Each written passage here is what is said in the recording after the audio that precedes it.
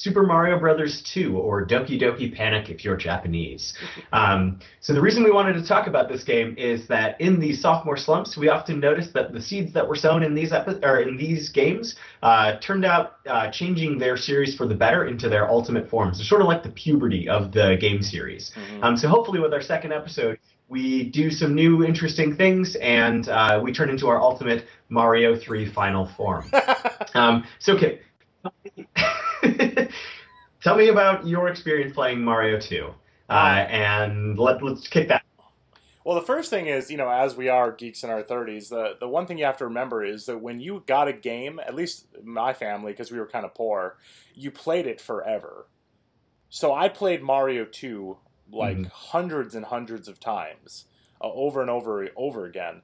And I just remember thinking it was really weird from the very get-go that it was set in the Arabian Peninsula, and it was like Aladdin themed in a lot of ways, and I thought it was kind of strange.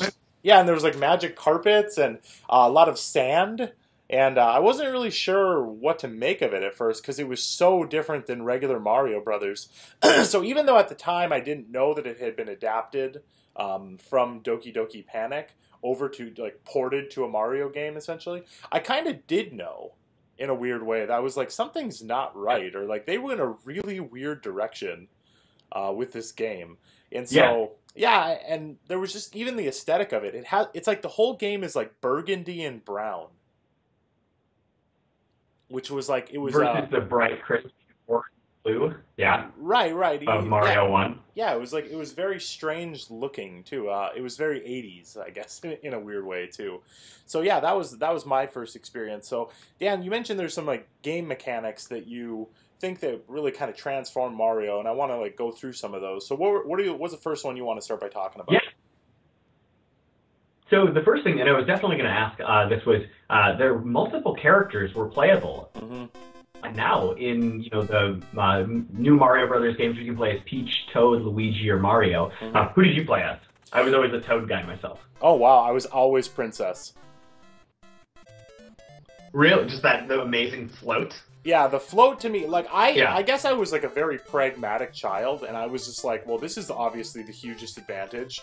Just to be able to hover everywhere you go and never fall down into it's like a platforming game where you can fly, and so to me that was very obvious. And I think I also just aesthetically being able to play I'm a button holder. When I play Mario, I'm basically holding the Y button at all times. So I'm go, and I like that with Princess Peach, or I guess it was Princess Toadstool at the time, you would always be holding down a button while you're playing. I think it's a very anxious way of playing a video game, you're always tensed. And so I think that was a big part for me. The other cool thing I liked about it, and how modern video games really have to hold your hand and basically baby you. They have to there was no explanation of what each character's skills and weaknesses were. Well, so Mario was the fastest? He was running? Was that true? No. Luigi was the fastest at running. He could run fast and jump the highest. Okay, but he was sort of slidey.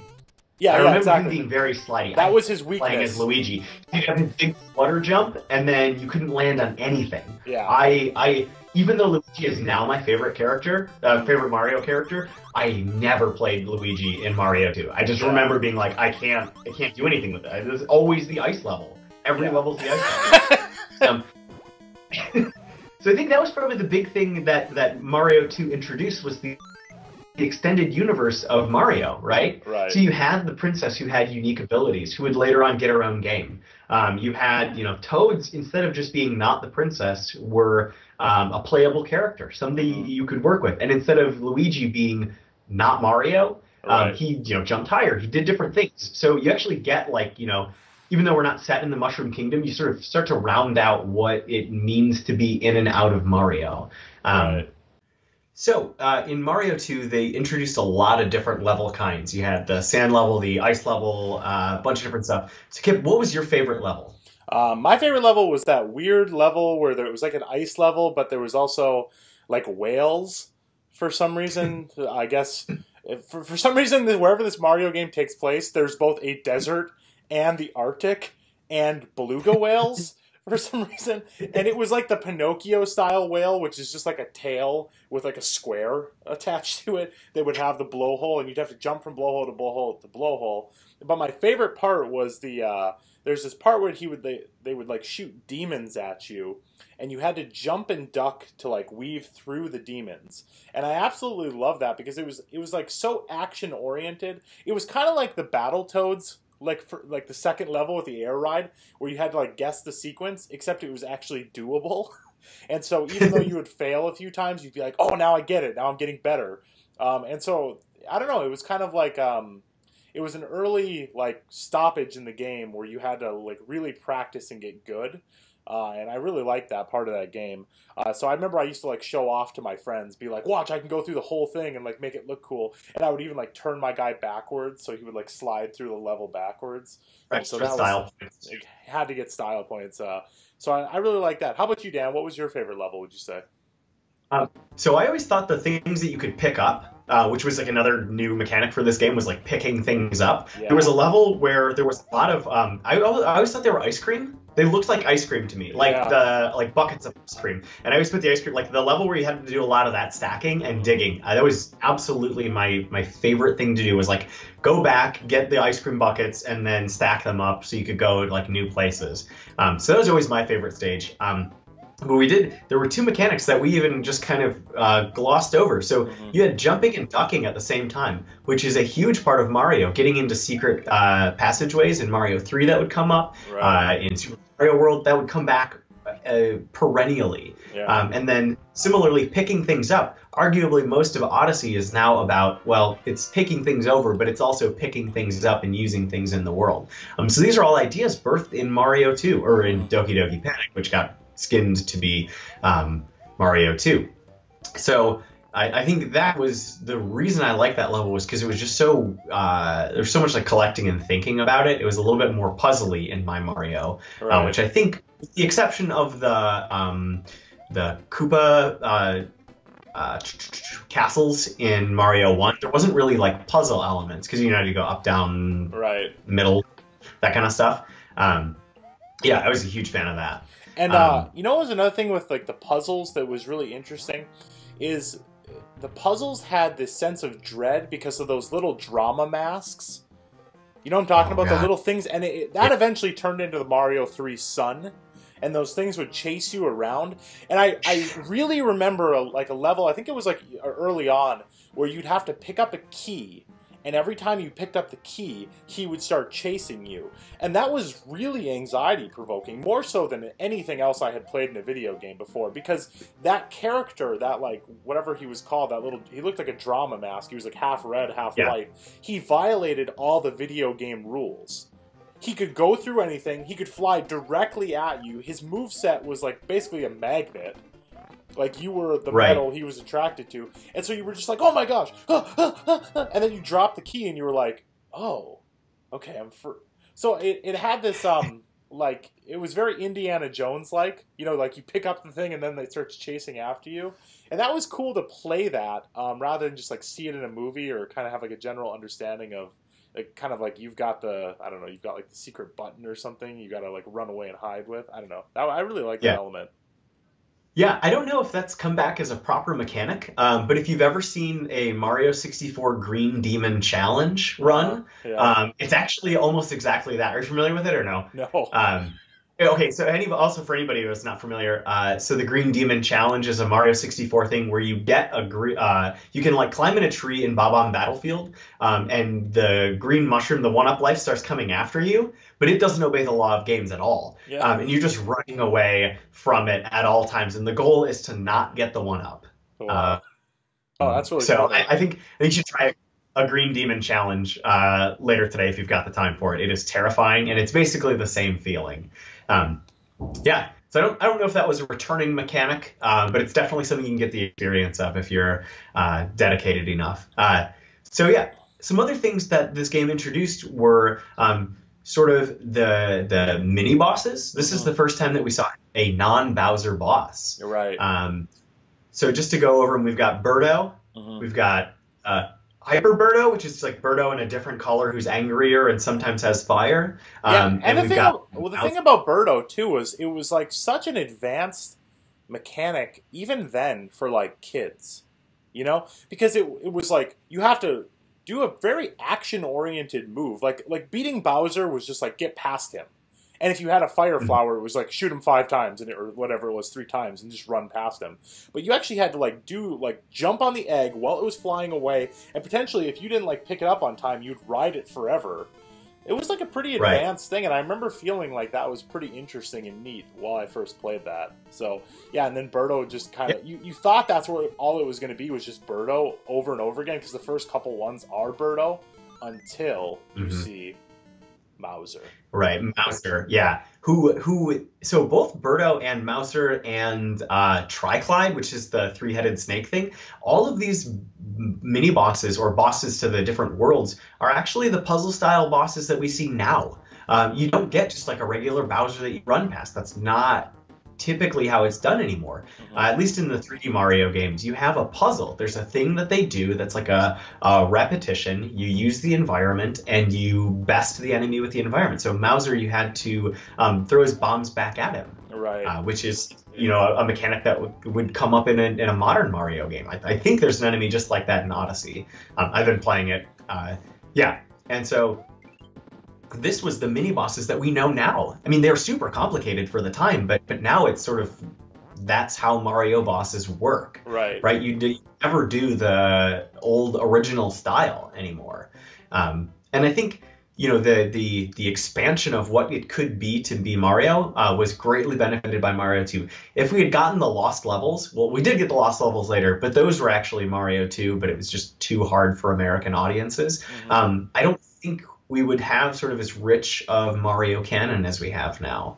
And it's weird too that like they ported this Doki Doki Panic, and then they just stole elements from it, and like I mean it's like the ultimate cultural appropriation.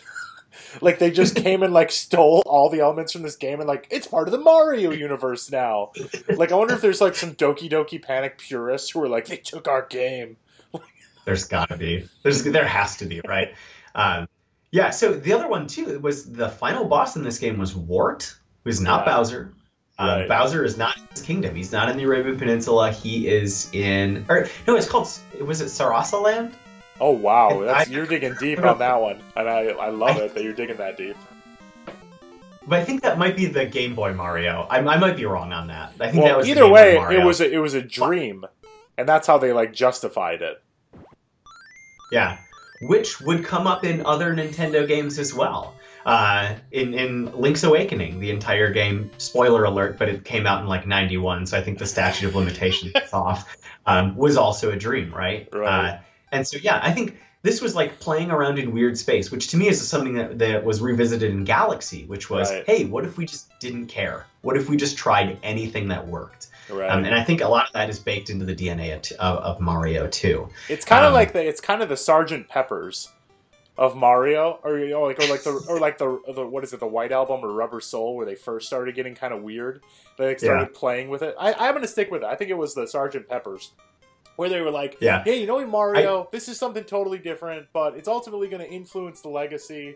And we kind of stole it from we stole it from across the world. It's a different country, different continent, everything. And we're bringing it back and putting it on.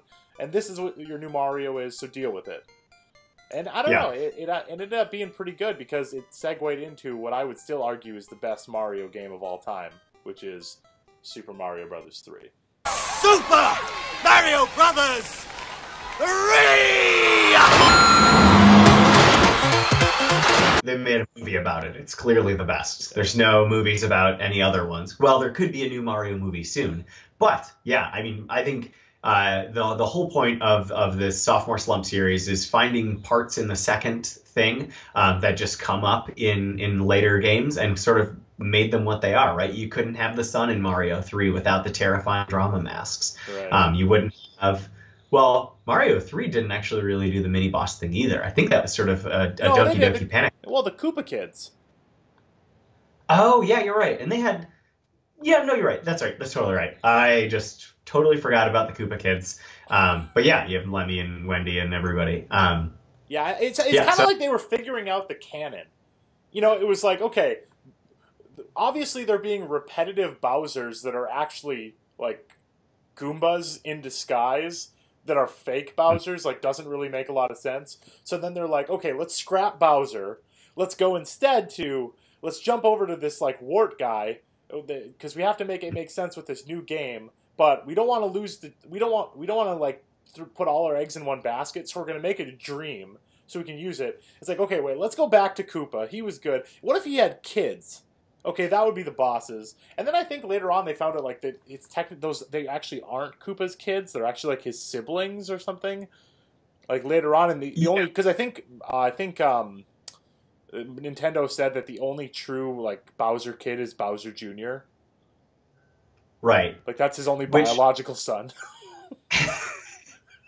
I think the only thing more confusing than Mario Bowser parentage and lineages is like Zeus. I think the less said about the lineage of the Koopalings and Bowser's family, probably the better. I don't want to go down the Sunshine route yet. Right. I think wrapping up, there's just so many aspects of this game that are going to continue to come up. I mean, collectible items, anything else.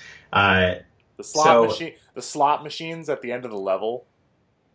Yeah, because in Mario 3, it was the slot machine too at the end, right? Yep. Yeah, the end of every single level. Yeah. And like the prominence of Toad in that game with the Toad houses, which is a series staple. I think basically what I've learned from talking to you about Mario 2 was it was this expansion. So we have sort of the Mario canon now, and it was a nice experiment into something new and something weird. I think the big lesson I would like to have people walk away from is that Mario 2 was not like the redheaded stepchild of the Mario universe, which I think a lot of people kind of think of it. Like if I think of all the games people have beaten in the Mario series, at least the early, like the Nintendo, Super Nintendo, almost nobody's beaten Mario 2. And I just think it was a game that was like really creative. It was just unique and different and had a different lens. And I think it had a huge influence on gaming kind of going forward.